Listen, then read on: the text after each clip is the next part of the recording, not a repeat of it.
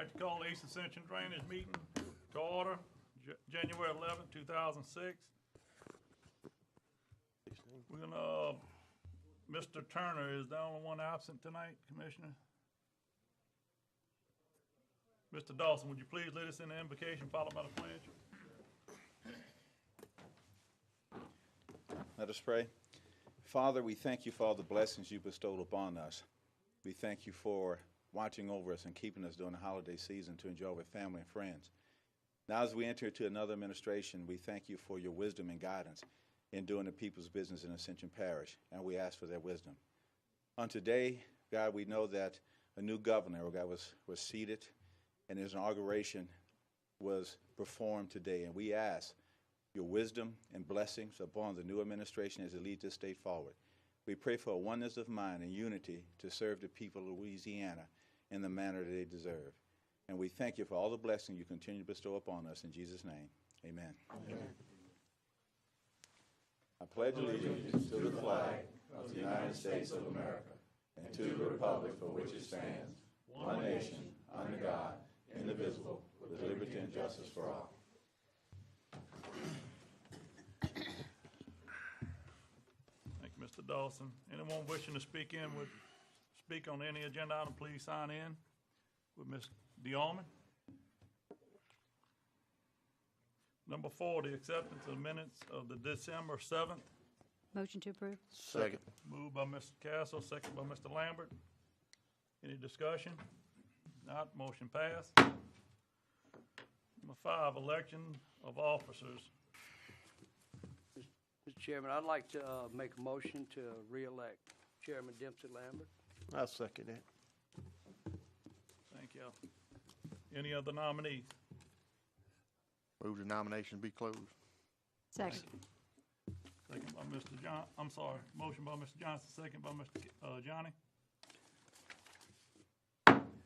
Thank you, really appreciate this, and looking forward to billing levies and finishing up some projects, so thank y'all. We'll move straight on into Vice Chair. I'd like to make a motion to nominate Mr. Bill Dawson for Vice Chair. I'll second that. Moved by Mr. Kluart, second by Mr. Lambert for Mr. Bill Dawson. Any other nominees? Move the nominations be closed, Mr. Moved Chairman. by Mr. Johnson to close. Second by Mr. Aaron. Mr. Dawson, you have me? Congratulations. Thank you. Got anything Bill, you want you to need say? to move over there. Oh.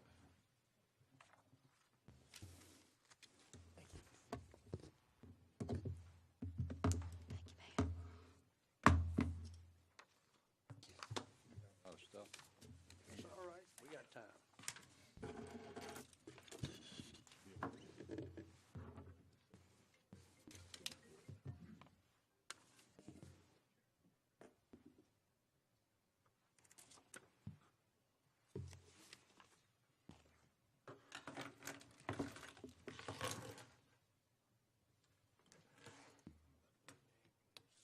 Okay, I'm not going to say much because we have a ball game tonight, you know. But Very smart. I appreciate the confidence, and I promise to work hard. Thank you. Thank you, Mr. Dawson. Number 6 on the chairman's report, I just want to let everyone know that thank you, Bill and Mr. Weber, for keeping everyone up to date with the levy situation and all of the everything that's been dispatched out fine. So really want to appreciate y'all getting all the information out, and the president too. I think we did it crust today or not? I didn't catch the No, that's okay. But Just appreciate the levy you're talking about? Yeah.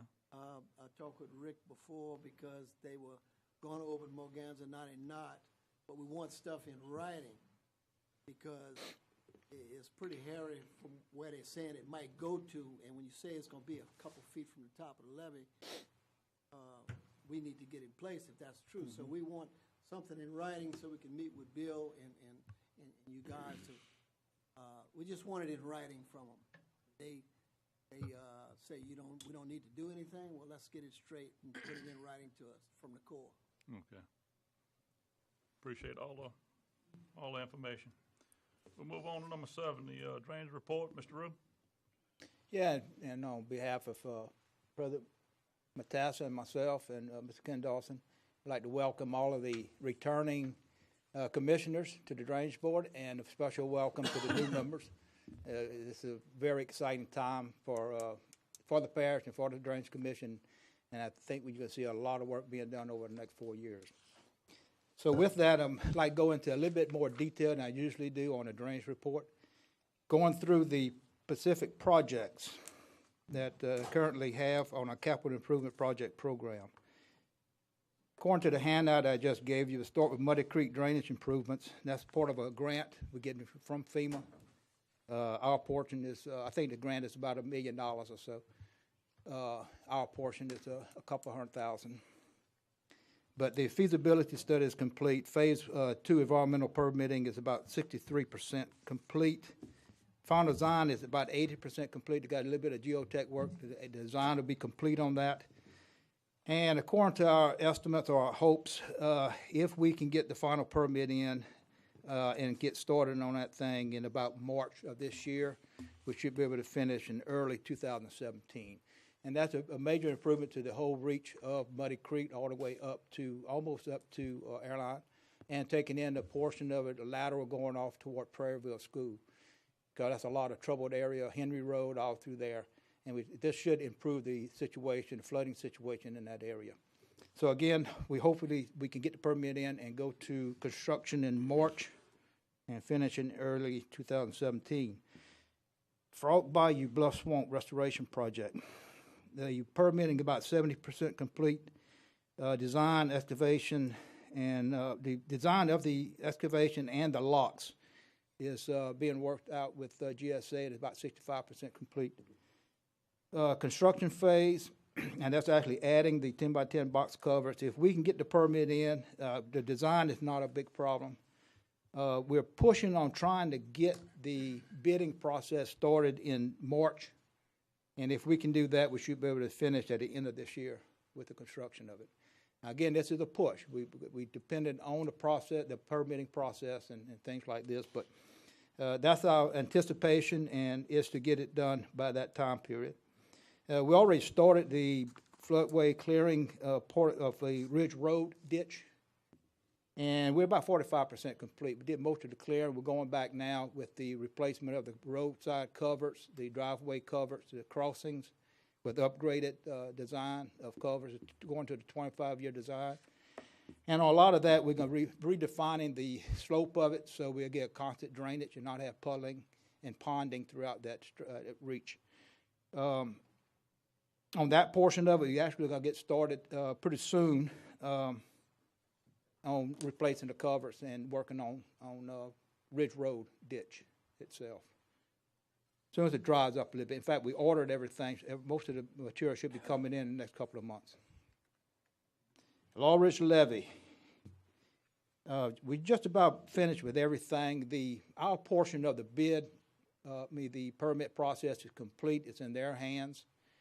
We're kind of at the mercy of the Corps of Engineers right now, but again, our portion of it, the major portion of it is complete. The permit process is well underway, and we're going to be pressuring the Corps to act on this as soon as possible. I should have some information in the next couple of weeks on the timeline that the Corps may have on that permitting process. We're going to get started with already got started right-of-way acquisitions on that project, and the final design is about 75%, 80% complete. There's very little left to do on that. And hopefully, if we can get the permit in around March, we go start the bidding process and construction process thereafter, and completion date on that is in the first part of 2018. And again, anticipation of getting that permit in March or April, if we can. The levee FEMA certification project by HNTB I won't go into detail on that, it's very complicated. But for the new members, this is the certification of all our levies in our system for the FEMA accreditation and certification. It also is redefining the BFEs throughout the parish, which is basically a parish-wide LOMO, where hopefully we can reduce the present elevation down to a more realistic number. Right now, it is really out of sight because they don't use a definite a model to predict this or to place the limits of this BFE. We're going to be giving them information so all of this will be adjusted to what it actually should be. And that in itself should be enough benefit to the parish by saving the landowners a lot of money on insurance. When we get through that process, then we'll decide, or you will decide, if we go with a full certification of the levees. That's much more intensive, and for us, the construction is much more costly because you actually, in some cases, have to improve your levees, raise your levees to higher elevation, and actually, in some cases, tied in to an elevation that is equal to the BFE, a foot above the BFE. Very costly. So we're going to determine what we're going to do after we get the benefits of our LOMAR, of our LAMP process, reducing the elevate BFEs, and then we'll go from there. I'll bring all that information to you and let you decide. The administration will make a suggestion, but again, it comes back to you for the decision. Mr. President. Bill, this company is, in other words, is there a formula FEMA has, a formula that they subtract things like the levees and the elevations of things we worked on to give us credits towards lowering the flood elevations? What they do, again, there's two processes. One is called the LAMP process, and I won't go to the acronym. The mapping. Yeah, it's a mapping process. But basically, the Corps really doesn't have any actual information, modeling, or data that they can turn to just say, this is what the BFEs are based on our model. They use old, antiquated, out-of-date data from the 1990s even on some of the stuff. We're going to be giving them present data. We're going to do a parish-wide model of internal drainage. And we're going to give that to them to evaluate and then come back and readjust the elevations. Again, that's one process. The accreditation process, right now, FEMA doesn't count our levees as any benefit to the landowners. So in other words, if you're on the protected side of a levee, it's as if you was on the unprotected side because they don't count the levee as any protection. What we're going to try to do is if we go with a full accreditation process, is actually get some credit for having that levee there and reduce the BFEs based on the protection factor that levee can give you. Very similar to the Mississippi River levee. Right. Now, so is this company can work on both issues? Oh, yes. Okay, that's all I absolutely. wanted They to did know, because that's what I want to make And sure we again, got in gear. the engineering firm that we are using, they were chosen because of the fact they have done it for several entities, Dallas, Texas being one. They're working in South Louisiana, Plaquemines Parish, doing the same thing for some other entities down there. So they're well qualified, they know the process.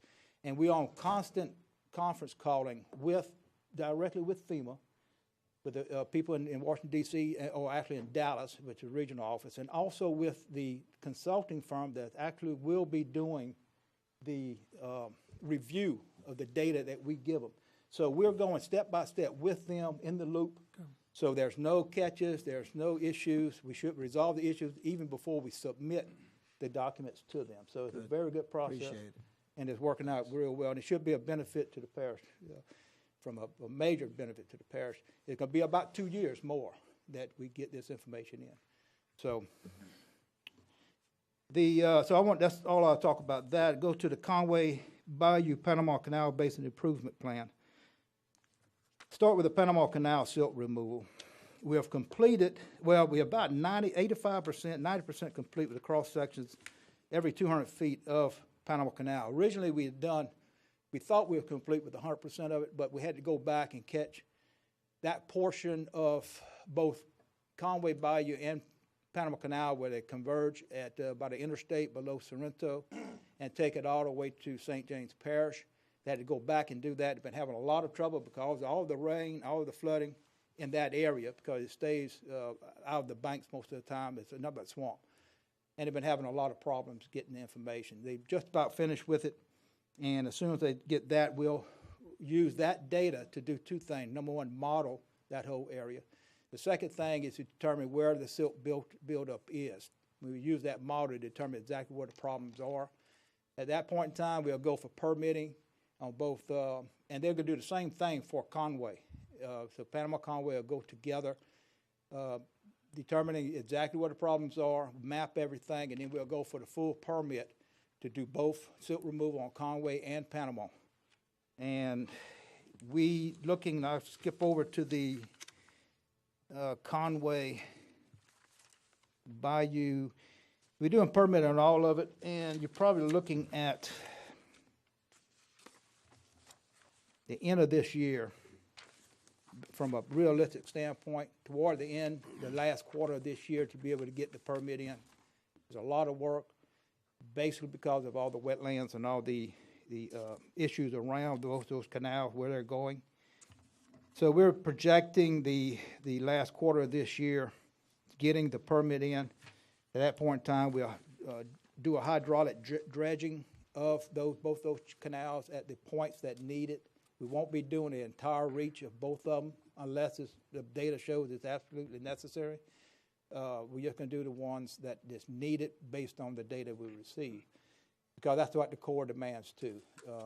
You don't disturb something that don't need disturbing.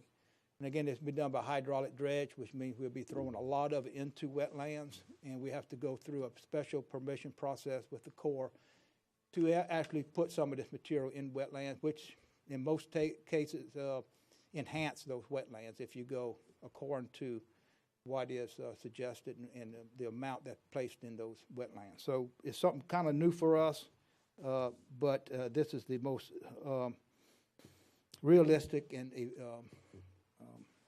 realistic way of getting this silt out of those two canals, because we don't have really much access from the bank lines. The other part has something to do with the Conway Bayou in Panama, mostly Conway, and that's established in large outfall channels from Conway to Bayou Northeast. And if I can get this projector working.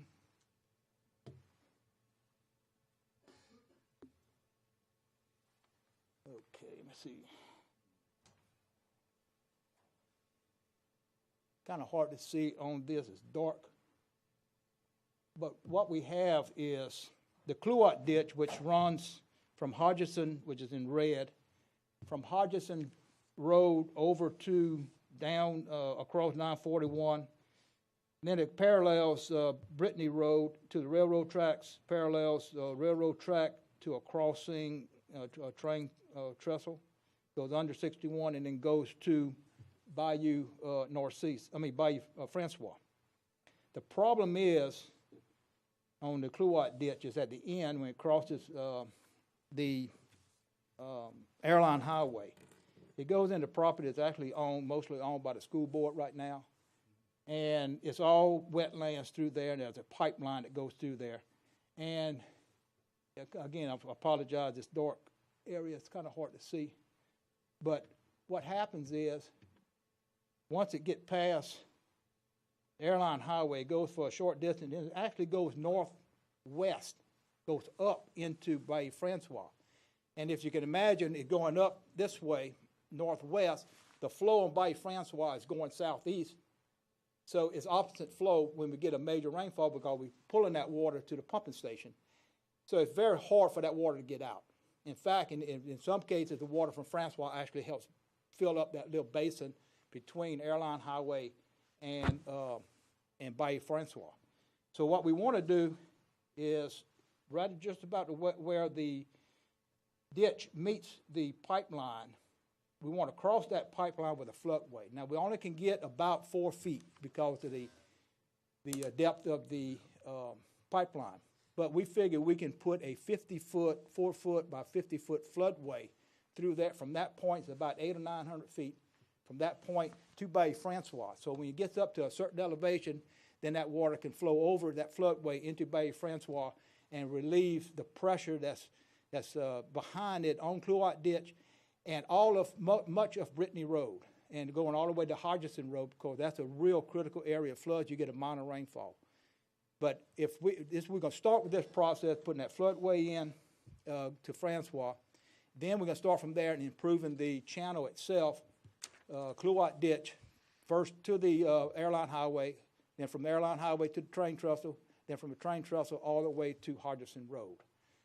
In addition to that, just south of there, there's another overflow that comes off of Conway that crosses Brittany Road. There's actually two crossings there that when Conway Bayou overflows, they go into these two low areas, floodplains. And in one floodplain, one ditch actually goes to the same point of the train trestle where Clouart Ditch goes and combines with Clouart Ditch to go across and get into Bayou Francois. The other one comes in just a little further south of this crossing. There's another crossing on Brittany Street that goes across and actually goes behind a couple subdivisions there, the trailers. It's a place where it always had major flooding, where the houses flooded over top and they had the sandbag and everything else. But it goes across the railroad tracks at another train trestle at Sorrento Lumber Company. Then it goes to Airline Highway right through the parking lot of Sorrento Lumber, and then it goes from Airline to Bayou Francois. Now, we already cleaned the part from Francois to Airline. Now, the next thing is to get the permit and to do the same thing. Those two crossings, what we want to do is somewhat of a floodway crossing from Bay Conway all the way to, in the case of crossing number one, to the train trestle where it connects into Clouart Ditch, and on the other one up to Sorrento Lumber Company. We completed it across Sorrento all the way to the Bayou Francois already. But we want to do a floodplain floodway across all of this area there to get that water out and put control structures at Bayou Conway at both of those crossings there. So we can control it up until we get a high level, and before it starts crossing that other place, and we can open it up and let that water go through and get it to Bayou Francois. And again, one of the reasons that we went with number 7 pump at the pump station is to allow us more capacity to actually pull this water out, put it into our pump drainage basin, and get it out through our pumping system. So that's the big thing that's happening on the Clouart Ditch. It's a major effort because we had major problems with that over the last several floods that we had, all that area. But this is our plan to relieve that situation there. The other thing is, but it has to do with this floodplain. HNTB, as part of their project of doing this full analysis of internal drainage, they're specifically looking at the area south of Sorrento, which is something that we looked at before, and possibly looking at putting 2 pump stations and a levee system in that area to do some protection.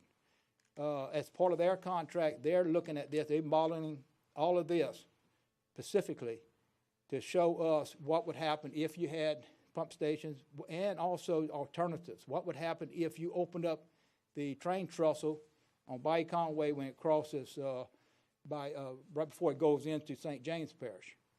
The trestle there is very small. It's only 50 foot wide. And that is the bottleneck of all of this area drainage for us when we get a situation of high water in Conway and Panama. So their study is going to show what happens if we just open that up and open up the bridge at Airline Highway. They're also going to look at the cost and the benefits of the pump station and also a levee system in there. So all of this is going to be done at one time, and that's going to be toward the end of this year, maybe September, I hope. And we have that report in, and we'll be able to come back to you with some firm decision or at least recommendations on where we should go with some of this stuff. But you have all the information, the costs and the benefits of all the alternatives and the actual building of levee and pump station. Okay, Marvinboro Pump Station number 7, pump number 7. Really, right now we're beginning the bid process to bid the whole project out as one project. We came to you before and said that we're going to try to do a procurement first and then go for installation. That proved not to be advantageous to the parish. So we're backing up now. We're going to go ahead for a bid to do both procurement and installation. And we begin the process actually today, getting information into purchasing and all our internal documents to purchasing so they can start that process. Hopefully we can get it done within a month or so. and go award the bid by March. That's what we're hoping for. If we can do that, hopefully we can get the pump in by the first quarter of next year. We're also looking at, we're doing some engineering on the surge protection for Warrenboro Pump Station. What that is the discharge chambers of the pump station is at an elevation that is subject to surge problems. We had it with Isaac. If one of the pump would have shut down, we would have had a flow coming back into the pump station through those openings.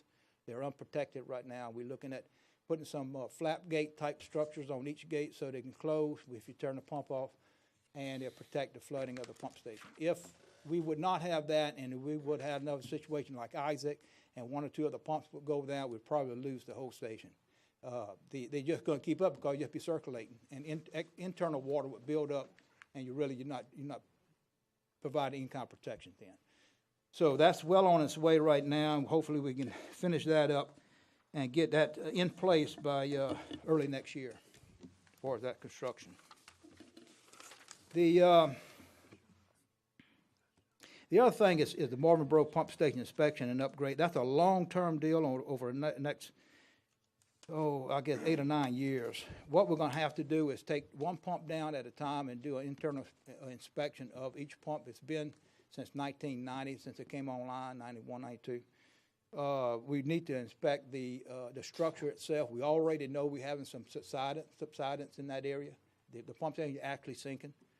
Not much, a few inches, an inch or two or three, but when that happens, you got could have structural damage to the concrete or whatever is going on underneath. We can't see now because of the water.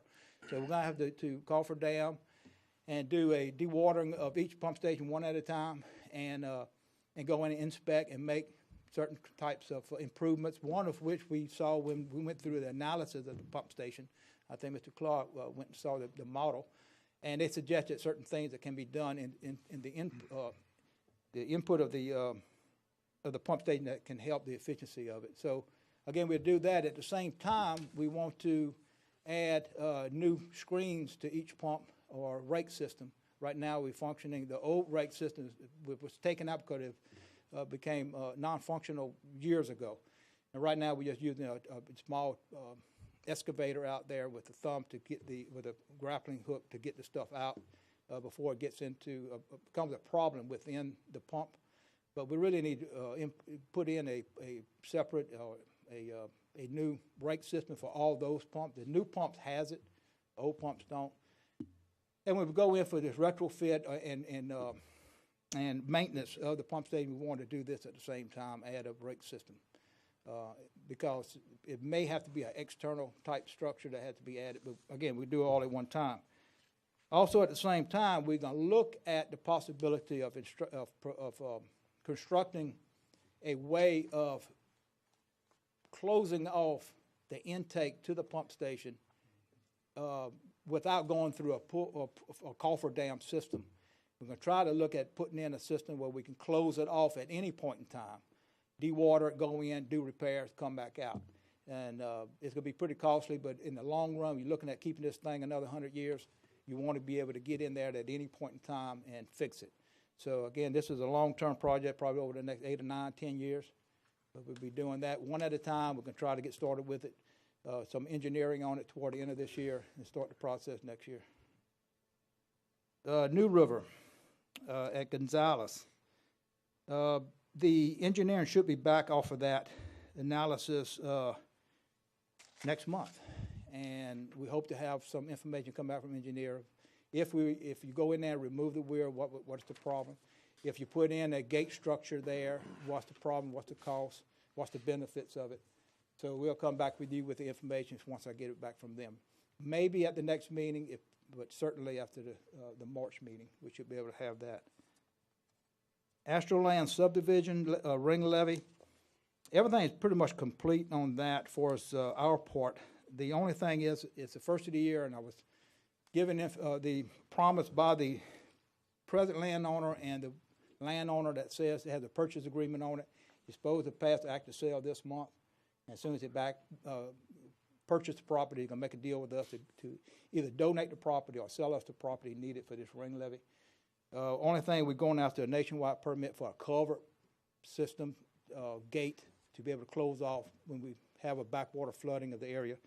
But that's very minor. So basically, we're just waiting on the owner to give us the go-ahead and see which way he wants to do it. And I'm trying to talk him into donate, but if I can't, I'm gonna buy it, and we'll proceed with that project. The only other thing that I have is, pass this out, please.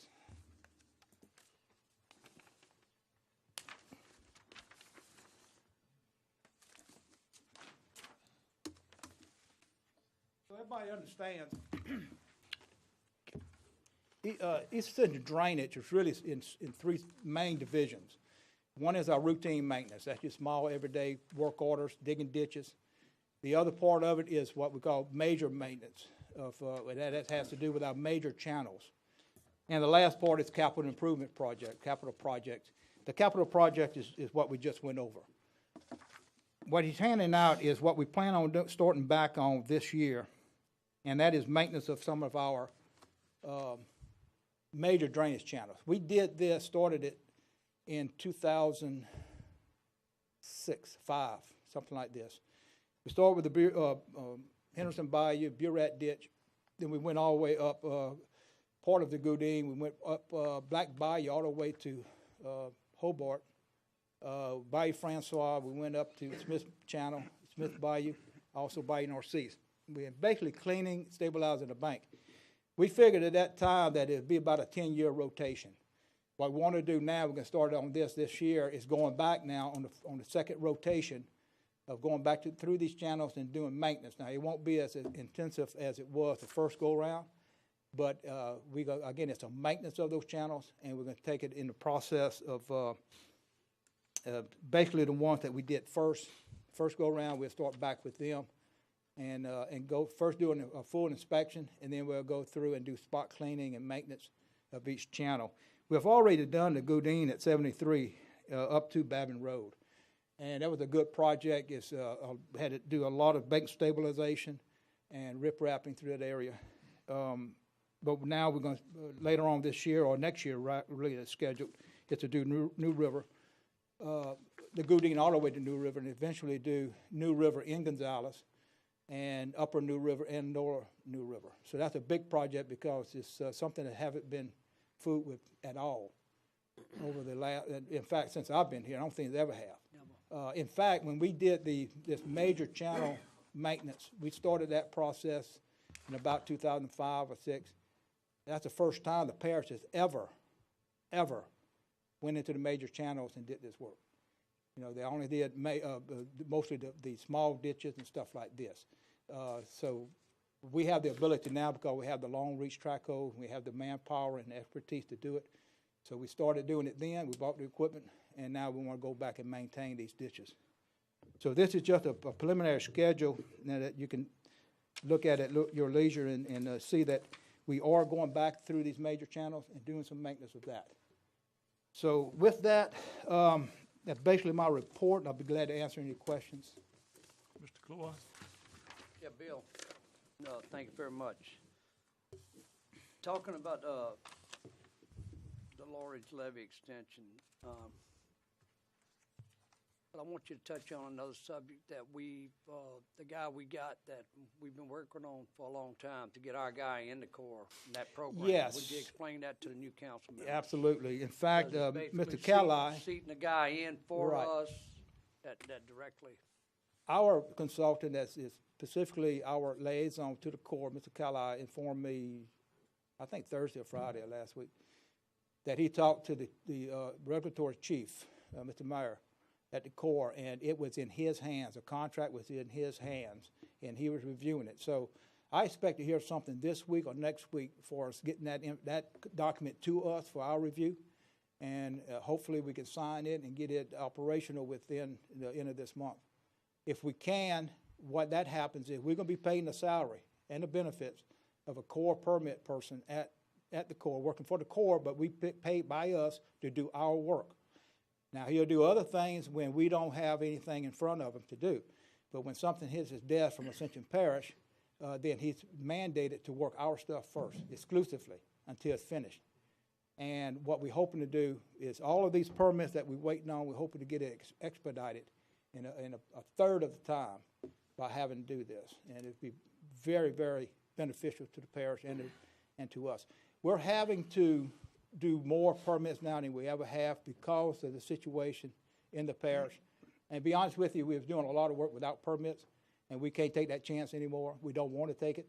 So we're putting together a program where we're going to be getting permits on projects that'll be 5 years in advance. The permit is good for 5 years, so we'll be in the process of getting permits pretty much every month or every 2 months, applying for permits. So when we get it, it's there, it's in our hand, and then we have 5 years to complete the project. So we'll be able to send our forces out, and we don't have to wait on a permit. We have everything in hand. And hopefully we'll have that in place within a month. Thank you, sir. And that's their fast track program. Yes. Real quick on the Law Ridge levy, that's what we're waiting on, the permit. So Permit. that's all I want to talk about. And Permit for Law really, Ridge the levy. documents that had to be filled out, if you see it, you'll be astounded. It's hundreds of pages of information that has to be given to the Corps. They just completed a bald eagle survey. I mean, they're waiting on that. So they actually had to go and do a bald eagle survey as part of the requirements. So it's an enormous amount of work for a levy project like this. And the next big step is for the Corps to come back and give us, if not the permit, at least the requirements that we need to meet to get the permit, which is the mitigation, which is, we're estimating now probably $4.5 million for mitigation of the wetlands that the footprint or the impact of the levee will give us. Before we get the permit, we have to get that information back from the Corps, and then we have to go meet a contract with Mitigation Bank, pay that money, buy the mitigation units, then they'll issue the permit to us. So that's our probably next milestone in that process, to get information back from the Corps on mitigation. Okay. So, yeah, Mr. Blue. No, just real quick on HNTB on the certification projects. That's a lot of people don't know is that they got levies all over the place in Louisiana for sure that are not certified. As a matter of fact, the majority of the levies that are in the state, in the municipalities, are not certified by FEMA, Right. by federal government, rather, Right. Corps of Engineers. And the goal after certification, which is long term off, the BFEs are good right now because they basically, during Bigger Water Act, they threw a damn blanket over the whole damn South Louisiana and just made a rash decision without using old data and without even looking up and spending the time. But the certification is going to take a long time. But our hope is that when the people inside that are in the protected area, they can almost get rid of their flood insurance. So, Hopefully, to a in point. some cases, if not, it'd be minimal. I would still keep it, but it'd be at a minimal cost. The other thing, if we even get the if we get the BFEs lowered to a more realistic level, elevation, that by itself will, because right now, you have some, I know the people that live in the rural areas know, Where I the live. BFE right now, if you look at the flood map and everything, it's like right here, and their house it's is higher 3 than that. foot below it, but the house never flooded. Places that have And- neve flooded in 100 Right. years, you got to build up 5 feet. Exactly. And that person, that older house that's right there with the BFE 3 foot higher, they can't really do anything with their house. Somebody buys it with a mortgage, they got to get so much insurance on it, it's not feasible. So that's one of our functions here, to try to get that BFE down to what's realistic and what true data shows it should be. Again, FEMA didn't use true data. In fact, most of the information they used is hypothetical. Okay, they use other ways of getting that. It's not very good. And they almost told us that if we present the right information to them, qualified engineering firm, good information to them, they'll use our information to base their firm maps. And that's our function of the first process. And I just want to let everybody know that we're not the only parish. There's nothing that this parish did wrong. It's just back in the day before we all got elected. We're not the only parish in this, and we're not the only state in the same damn boat when it comes to that. Yep. Everybody's had to go back and refight their fights and pay a good deal of money out of their own pockets to try to prove FEMA wrong. Right. Thank you. Mr. Sally. You have anything? I'm fine. Mr. Dawson? Thank you, Bill. Let's go back to the base flood elevations a little bit. Okay. You know, one thing I'd like to get is which one of these tasks has to be completed before we can see a change in the base flood elevation? So I see you've got, you know, in this FEMA certification. Yeah, you have to get to the main thing is all the surveying has to be done.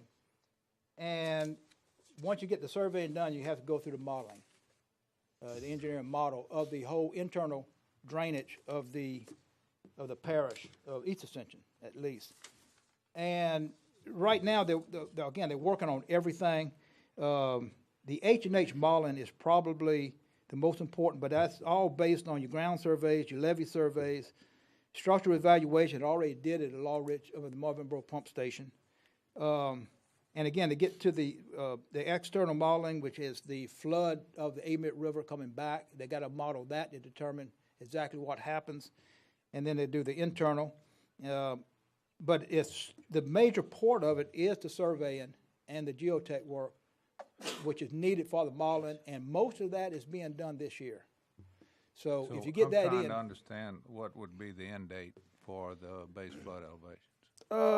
base flood, you're probably looking at middle of next year before we can present 17. something. Sometimes in. Right. Middle of 2017, before we actually can get some documents probably to the Corps, to FEMA, that we might be able to get something, earlier, maybe, the early part of 2017. But it's going to be sometime in 2017. I don't think it'll be past that. We're shooting at the first half of 2017 to be able to get documents for review by FEMA on the LAMP process. Well, as you're aware, I'm sure you're aware that something happened in the last year where they changed the base flood elevations. Well, they changed them in our subdivision. I assume Right. They changed them in I did Ascension Parish. So did the same thing with me. I'm right behind you, and they did the same thing with me. They added, I think, 3 foot. it varies, Yeah. between a foot and 2 feet. And so you have houses that were built 10 years ago, and they're at a certain level, and then you go to build next door, it has to be 2 feet higher. Yeah. So that's something I'm myself and all our residents are anxious, as you're aware of. I guess the other question I have, Bill, is there anywhere, or have you thought about putting these schedules on the internet where this can be accessible to people? I can, if it's the wishes of the board, I can. I have it I went directly to the commissioners with this information. It's no problem turning it over to IT and letting them, put it on the website. Well, that's my vote, is if you get a question, you can just direct people. Sure. 'Cause I'll update this monthly, mostly for your benefit, Okay. but I have no problem with that. Thank you. Mr. Laws? If you would, educate me on the Muddy Creek drainage improvements, what's going on there? Again, this is, we're going to be doing this internally, what they call a force account. We've been doing our own personnel, but the grant is coming from FEMA. And it's probably in the middle. We're still working on getting more money, but Martha is really trying to get us over $1 million. But it'll be in that neighborhood. Vocard has the contract right now doing the engineering on it and getting the permit on it. And basically what we're going to be doing is going through and enlarging Muddy Creek and stabilizing the bank. Muddy Creek, a lot of it has to be enlarged because the capacity is not there, but a lot of it needs to be stabilized. The sandy soil all through Galvez, especially the lower part of Muddy Creek is more sandy soil, get a lot of erosion. So we're going to be doing a lot of riprapping through that area to stabilize the bank line so we can secure it and have the same capacity for many years instead of having to come back and redefine it every 3 or 4 years with slough off and erosion. So the basic thing is to enlarge it, but also to do a lot of riprapping and bank stabilization all the way through there. Again, the critical part of it, of course, you got to start at the bottom and work your way up. And we're starting at Manchac Harbor. Because you get past Manchac Harbor, it's not a major issue. You got big gully area overflow. But from Manchac Harbor up, you got more erosion. But once you get past 42, then you get into smaller channels. You're getting a lot of debris in it. And then when you get up to Henry Road, you got 2 or 3 outfalls that come into it there that need to be improved a lot to get that drainage through there, because as you know, Prairieville School and the area around Henry Road all the way to, actually all the way up to Causey, up through there is, and 940, what is it? Anyway, the other state highway that goes out to Prairieville. All of that area floods, and because real low line, they got a lot of wetlands through there, but that's a lot of problems through there. So that's basically the project. Okay, thank you. Okay. It's Highway 929. 929. Yeah. That's it. Ms. Cassidy? Bill, relevant to the HNTB study, particularly the train trestle you mentioned going into St. James. Yes. You said that HNTB would determine the impact Through their model. of increasing that Right. train trestle. Will they also determine the impact on our neighbors in St. James? They not specifically do that, but that can be inferred, you know, with the data that we have, because that whatever can't they get through there goes to St. James, because that is a definite bottleneck for us, number one. But then it causes problem in St. James, because again, if it can't get through there, it's gonna go to St. James. It could go down toward Blind River Crossing, and the train trestles through there, and impact all of Grand Point in that area. So it definitely impacts them, and they can use our data in their own model to determine some kind of benefits that they can do on their end. The main issue that we have right now is really not should we do it or shouldn't we do it. The problem is it's got to be done. It has to be done. We either have to cut another channel off of that and put another train trestle in, or we have to double or triple that train trestle to keep it from being a bottleneck, period. The problem is the third nation that we are governed under with the United States, and that's the railroad. I mean, they're just like another nation. You can't talk to them. You can't get anything from them. Our next step probably is going to Congress and trying to get some congressional help, because we went to Kansas City Southern. We talked to them. We talked to them by phone. We talked to our lobbyists. We talked to them in Kansas City. Each time we did, they promised to, let us look at it, let us engineering. We still haven't heard anything back, and that's been a year, over a year. The bottom line is we have to open it up. You know, there's no choice. It's how we do it. Now, what we're hoping to do is get this information through our model to really show what kind of problem it is and what it needs to be opened up to. So we give that information to them, and again, it may have to be where we go to Congress. Get our Congressman Graves, who is familiar with all of this problem, and let them help us with it. I don't know. That's where we stand with them. Thank you. Follow-up question. Does the estimated cost of the rehab at the Marvin Bro pump station include the addition of a rake system? No, it don't. No, this is strictly rehab, because we don't have enough information. We haven't chosen the type of rake system going in. Okay. They're still doing some review of that. And as soon as we nail it down to exactly what type, we'll have some definite cost factors there, and we can go with this. So we'll have that information hopefully later, midway this year. Since that pumping station predates certainly all of us, as far as I can recall, I don't think anybody was here in 90 and 91. Was this maintenance anticipated, planned for? Was any of this, the utilization of this kind of money out of the drainage fund anticipated, I guess is my question. I'm kind of like you. I came in 2000. So what happened between 1990 and 2000, I really couldn't say. It would be not very wise on the other administrations not to, look at, when they're constructing this, looking at, how the future maintenance should be done on it. But again, I can't comment because I wasn't around either. Any subsequent to Marvin Bro, when we did Henderson Bayou, this kind of long-term maintenance has been considered? Yes. It's a whole different type of pumping system there, and it's basically a floodgate more than a pump station. The pump station is there only when you get a certain level on the protected side, and certain other events are occurring on the underprotected side. Basically, elevation above elevation 4 at the pump station, and the elevation is rising due to increase of flooding situation in the Avett River. Then we close it, and then we use the pumps only if we get a rain event within the protected side where we can evacuate water out of the protected side. So again, it does not function at all like basically it doesn't function like the Marvin Bro. We use the Marvin Bro pump station as a protection against headwater flooding by closing the gates, pumping down the whole system within the protected side, and using that as a detention area to allow the water from the rain event to have a place to go. And then when it gets to a certain elevation, we start the pumping operations. But we close everything early, lower the elevation, and use it as a detention area. We do not and cannot do that with the Henderson Bayou. It's just not built the same. Thank you. More of a flood control. Yeah. Lambert? Yeah, I got a couple of things.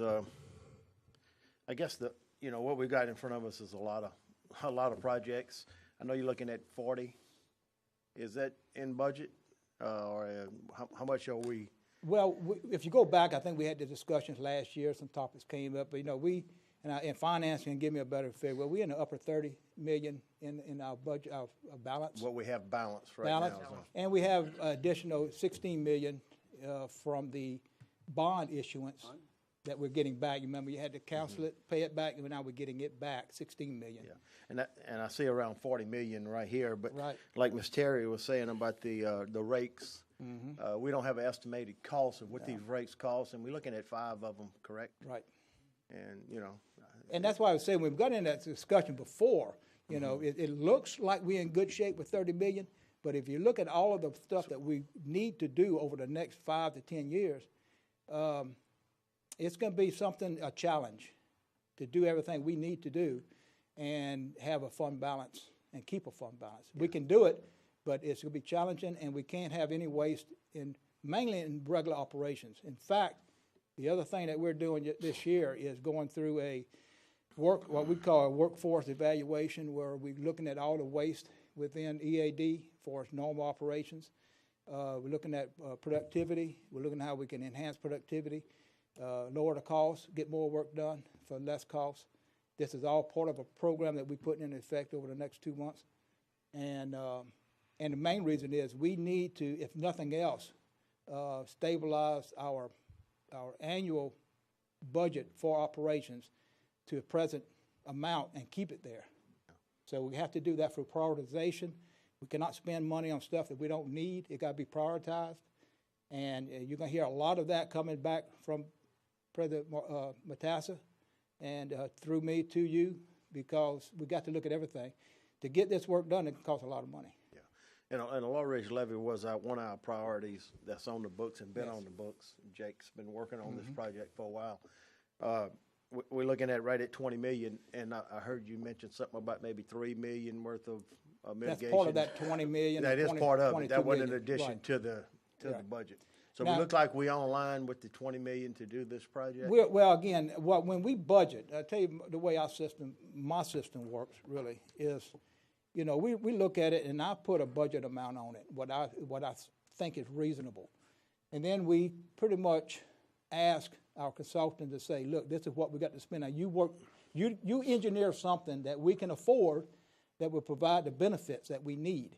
We do not anymore give out a blank check. We say, look, we need this. You come back and tell us what it's going to cost. We tell them what our budget is, and they have to work within that. And if not, we go through a value process of reviewing what they give us and breaking it down and making it less. And I guess a couple other things. New River, you had said we was going to try to dredge it all the way through. What about the weirs? Well, that evaluation, again, is coming back next month. Okay. And based on this, they needed. I know New River is definitely needed. Been on the books. Now, if you ask me my opinion, let's treat it like a drainage system. Let's remove the weirs, let's dredge it, and let's keep it as a ditch, and let's not try to force it to be a bayou or a pretty river behind somebody's house. It's a ditch. It's a big ditch, but it's a ditch. It's a drainage ditch. The only thing the weirs do is cause silt to build up behind it. And it causes what they call a hydraulic jump. When you do get high water, it impacts drainage through that area. We do not want it. And we had the same situation at Pepera Road. And in fact, that project, if you look at Pepera Road, they tried to do the same thing to what we call the Bayou Francois lateral number 1. They tried to do the same thing. To put a weir in, they dug the ditch, the developer, they dug all the dirt out of the ditch to put dirt on their property for the development, to make it look like a river, to put a weir, to build the elevation up, and it turned to be crap. And we came in, if you look at it now, it's a good project we did on phase 1. We can do the same thing to phase 2, and it's gonna function as a ditch. A well manicured, a well functioning ditch. And to me, that's what the new river going through Gonzales needs to be. And we're gonna have to work with the city on that in order to get There's that a way work. of doing it that you can really make it pretty. You can make a 2-tier system through there that was suggested about 10 years ago by us to the city. But the council at that time said, no, we won't try to keep it as a river. And it is a drainage project. It is a drainage canal, whether It's a it drainage, passes right. through the city or not, it's important still a drainage. drainage canal, okay. The only thing else I have, talking about the FEMA maps. I went to a conference a few years back in Biloxi and all the southern states was talking about the FEMA maps. A lot of the other parishes fought these FEMA maps and won, you know, because a lot of these maps were drawn from New Orleans at a desk, and like a couple of guys said here tonight, there's quite a few homes that have never flooded, and now they're in a flood zone that's paying high flood insurance where they never probably will get any water. Is there any future that Ascension Parish has maybe, because I think we can still go back and fight that FEMA flood map. Well, we're doing it through this process. Okay. But we're doing it as when I say parish, when I mean That costs them money. drainage. These other parishes, district. it costs them around $1 million to fight it, but it saved a lot of citizens a lot of We're money. doing a little bit different. We're doing our own data collection and analysis and H&H study of this. Protected site, everything in East Ascension drainage district. Now, once all of that is completed, all of that data is put, that becomes the baseline. If FEMA or if the consulting engineering that's doing it for FEMA say, we accept what you have here, that becomes the baseline that they will use in the future. When they have to update everything over 5 years or something, they have the model, they have the data, they'll use that data to update. So what we're doing is really a lot better than just trying to get it a one-time lowering. We're doing something that be there for many, many years, hopefully. Thank you, Bill. Thank you, Mr. Thank you, Mr. Chairman. Lemon. Johnny and Benny, hold on just a minute. Go ahead, Mr. President. Bill, first I want to commend you on that, off of the Parish Road, that job is, they did really excellent work, you man. And I want to just say that the new council people that I'd like to do a workshop if y'all want to go to see the pumps and get Ken Dawson and Bill to put something together one day if we get y'all together, or any other councilman that want to go do that workshop day with the drainage. And of course, we get a major rain event, you're welcome to come with us. Bring your hard hat. It's More an than experience. anything else, when some places start flooding, you come help us meet the people, and which you probably be out there anyway, because they could call you first. Yeah, yeah. I'm sorry, Johnny. Go I ahead. was just going to echo the comments that Todd and the parish president said about the comments I heard in my district about the drainage ditch crossing Riley Road there. The improvements, unbelievable. They just complained about the construction equipment that was there. Once it was over, they love it. They can't wait to get it done on the other side. Absolutely, absolutely. I'm sorry. Benny, go ahead. Bill, where are we at with the Bird Island ditch as Oh. far as permitting and all that? Yeah, in fact, it's on the list, and I didn't bring it up. Specifically, I got information in, again, last week also. They're writing, or in fact, the permit actually is written. The final review, I'm expecting that signed this week. And if it is signed this week, we're gonna start buying the material. The first thing we're gonna do is we contract out the bridges that need to be replaced. And because those bridges are gonna have to be removed, then we have to open up the channel through there. We'll wanna meet with the landowners and get the rest of that channel from Bird Island Road to Black Bayou complete. And then we're gonna go back and go back through the whole system, remove the silt, stabilize the bank, and put a lot more riprap all through there to stabilize it. But that's all in the permit, and that's why it's kind of taking so long. And the fact that we did a lot of it without a permit, and we're trying to get our hands slapped a little bit, and that's the way they do it, they stall. But that's where we're at there. We should be just any day now receiving the permit, signed permit. And our property off of Germany Road that we've been working on for over a year now. That's Where we at on that? that's a problem child. It's still tied up in heirs. I think it's 8, 10, 15 heirs, something like this. Deborah, you remember? There was a good many of them, right? on Germany, that's that property we're going to expropriate. Right now, it's going to have to go through expropriation to get that. The owner, the developer that wants to buy it can't even buy it because it's so tied up with heirs. And they can't agree. So when are we gonna start that process? I have to talk it over with Mr. O'Neill and Mr. Cody. I don't think Mr. Cody was involved with this, but I'm gonna bring him into the loop. We'll get with Mr. O'Neill, Barrington, and we'll see what's the timeline on it. That's the only way you can clear it up. And that's a pretty good process in itself because you're looking at a year or so on expropriation, unless we can get another participation from another agency. If we can, then sometimes we can do it with Punch Drain Levy District. If we can get another agency involved, we can go through rapid acquisition, which is a lot easier. But again, that's something that has to be worked out. We need to start moving on that. I mean, we told them folks we were gonna have that done. Yeah, I have to talk, again, O'Neill was, Mr. Parrington was involved with it for us. I gave him the information. He requested more information. We gave him that, and I think we still need to give him even additional information off the heirs because we didn't have all the correct addresses. It's very hard to find because they're all over the place. Okay, thank you. Okay. That's it. We appreciate that, Bill. And looks like within a week here, we're gonna have some good information and good answers. Just with the core, a lot of the stuff is way on the core. With the critical stages with the levies right now.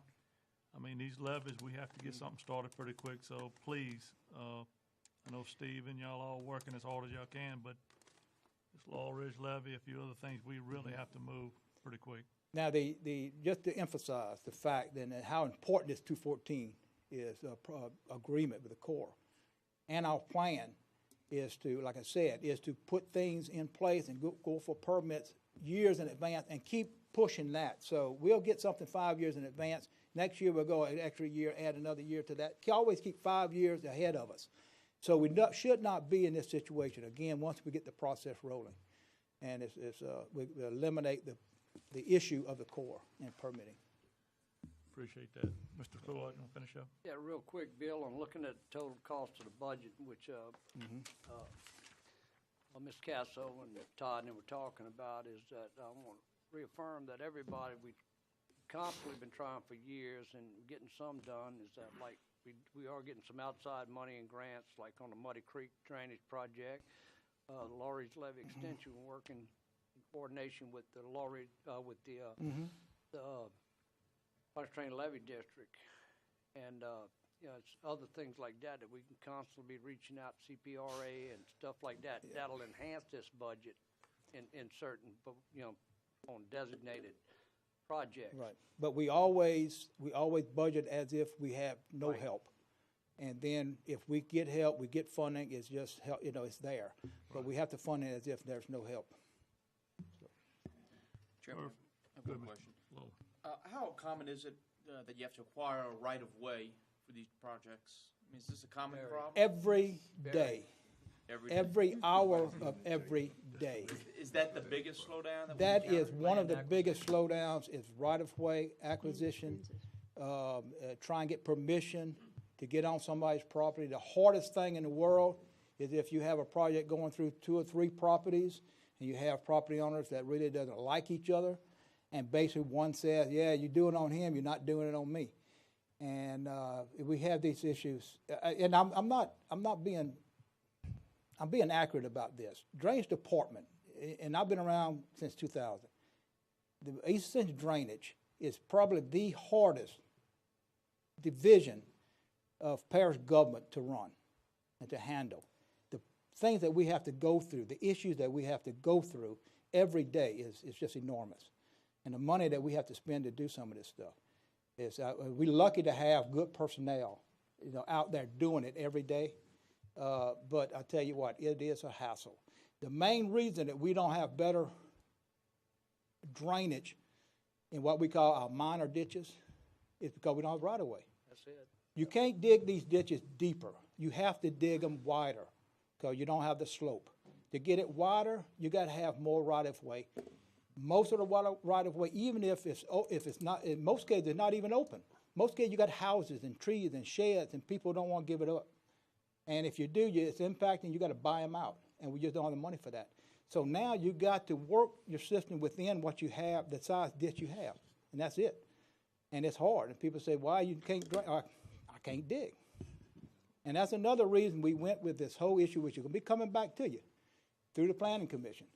Is the only way that we can eliminate the necessity to get these ditches wider is to eliminate the amount of water going to it. And the only way you eliminate that is to have detention.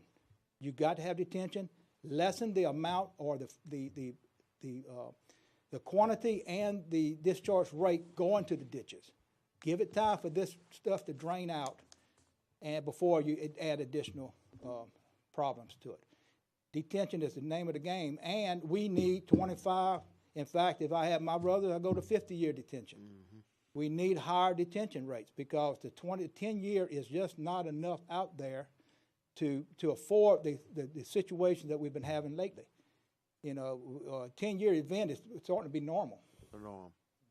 And without more detention, without more infrastructure to provide a higher protection, you know, we're not benefiting anybody. We're not able to do it because we can't dig the ditches wider. We don't have the access. We don't have the right of way. So that's the only way we can do it. We have already went to the 25-year design on all our culverts. Everything that we do internally is going to a 25-year event on everything that we do, if we are able to. But again, that's the problem we have. We cannot open up a lot of these ditches anymore. So we've got to keep the water from going to it. Good question.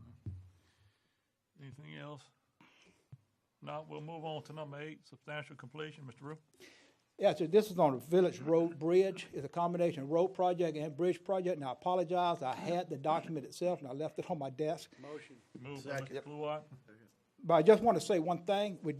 GSA was the engineer on it, and with their inspection services, and the actual they decreased the amount of it, the cost of it, by $16,000.